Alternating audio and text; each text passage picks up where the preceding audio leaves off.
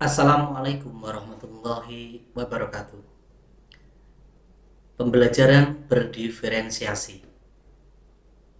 Dalam layanan bimbingan dan konseling, selalu mengutamakan pemberian layanan konseling yang maksimal dan optimal berdasarkan kebutuhan peserta didik.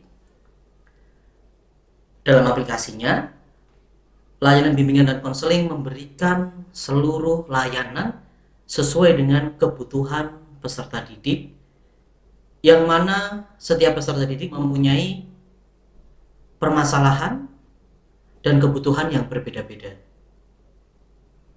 Perkenalkan, saya Nova Mauluda, guru bimbingan dan konseling di SMP Negeri 2 Parengan, Kabupaten Tuban, Provinsi Jawa Timur. Pada kesempatan kali ini, saya akan memaparkan hasil praktik baik saya dalam melaksanakan layanan bimbingan dan konseling dengan konteks pembelajaran berdiferensiasi di SMP Negeri 2 Parengan. Selamat menyaksikan.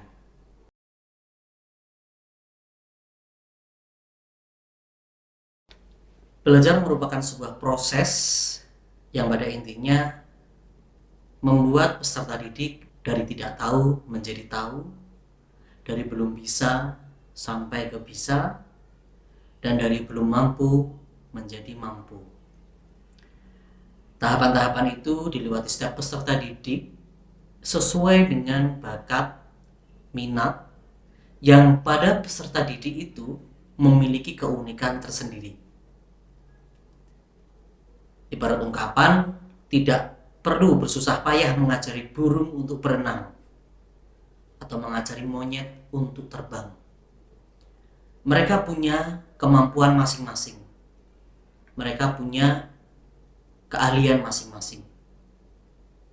Pembelajaran berdiferensiasi mengutamakan pemaksimalan bakat dan minat yang dimiliki oleh peserta didik. Sebagai guru BK, saya wajib membantu peserta didik untuk menemukan bakat dan minat yang nantinya akan digunakan sebagai langkah menuju pilihan karir di masa yang akan datang. Pada tahap sekolah menengah pertama, pada fase wawasan dan kematangan pilihan karir, peserta didik diwajibkan untuk mengetahui pilihan-pilihan studi lanjut setelah SMP itu seperti apa, yang nantinya akan menjadi dasar dalam penentuan karir mereka di masa depan. Oleh karena itu, saya, guru bimbingan dan konseling di SMP Negeri 2 Parengan, memberikan salah satu strategi yang kami beri nama sapu tangan. Sapu tangan adalah strategi asesmen pribadi unik, terampil analisa tantangan. Strategi sapu tangan terjadi pada beberapa tahapan. Pada tahapan pertama, yaitu sapu, strategi asesmen pribadi unik adalah dengan menggunakan mind map karir dan asesmen awal kebutuhan peserta didik. Lalu tangan, terampil analisis tantangan dengan melakukan pembelajaran berdiferensiasi dengan berbasis project yang nantinya mereka akan terjun langsung ke lapangan untuk mengetahui bagaimana SMA ataupun SMK yang pada saat ini telah mereka pilih, untuk kemudian mereka mampu membuat keputusan yang sesuai dengan pribadi dan kemampuan mereka. Yang pertama adalah tahap asesmen, dengan menganalisa berbagai permasalahan yang mungkin bisa muncul dalam tahap mereka mengenali jenis-jenis pilihan karir yang tepat sesuai dengan bakat dan minat mereka. Setelah itu, mereka akan ada pada fase pembuatan mind map karir dengan tujuan mereka tahu arah pilihan karirnya. Dari mind map karir ini akan ada pemetaan-pemetaan untuk kemudian disesuaikan dengan pilihan karir mereka.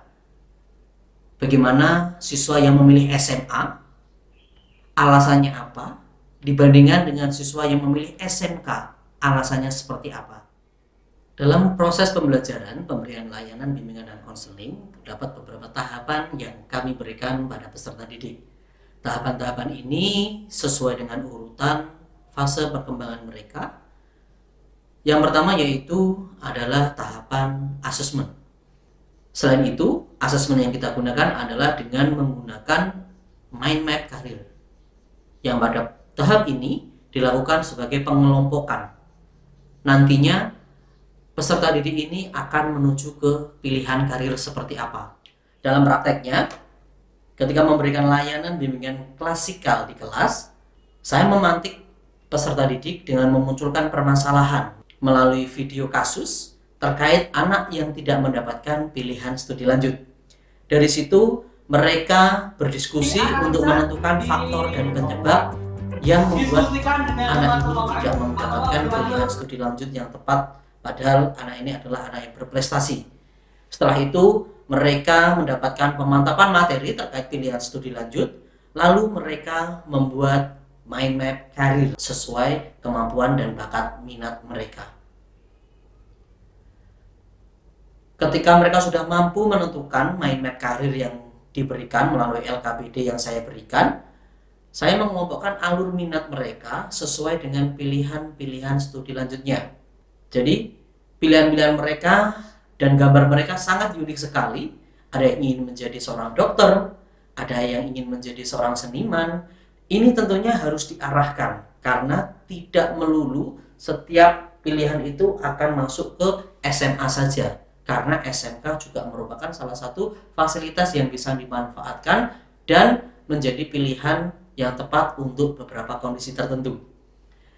Dari sini, setelah dikelompokkan, saya akan membuat kelompok sesuai dengan diferensiasi mereka, sesuai dengan perbedaan-perbedaan mereka, mana yang ingin memilih SMA atau memilih SMK. Lalu mereka akan diberi tugas untuk terjun langsung ke SMA atau SMK yang berada di sekitar SMP Negeri 2 Parengan. Dalam proses menuju terjun lapangan, terdapat banyak sekali pertentangan di mereka. Mereka merasa khawatir, merasa takut, merasa tidak berani. Yang tentu saja ini akan bertolak belakang dengan harapan seorang guru agar mereka mampu tahu langsung untuk mengetahui latar belakang mengapa harus memilih SMA dan mengapa harus memilih SMK oleh pelakunya langsung, oleh yang berada di SMA atau SMK tersebut. Hasil dari proyek ini berupa tayangan video wawancara kepada guru di SMA dan kepada anggota OSIS yang ada di SMA.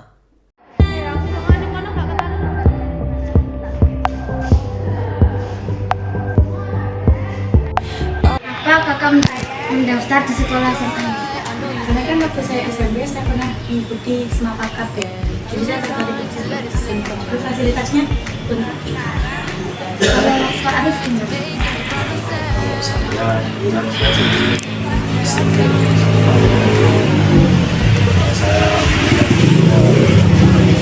Mereka menceritakan bagaimana kondisi lingkungan SMA itu seperti apa dan alur nanti yang bisa ditempuh itu seperti apa.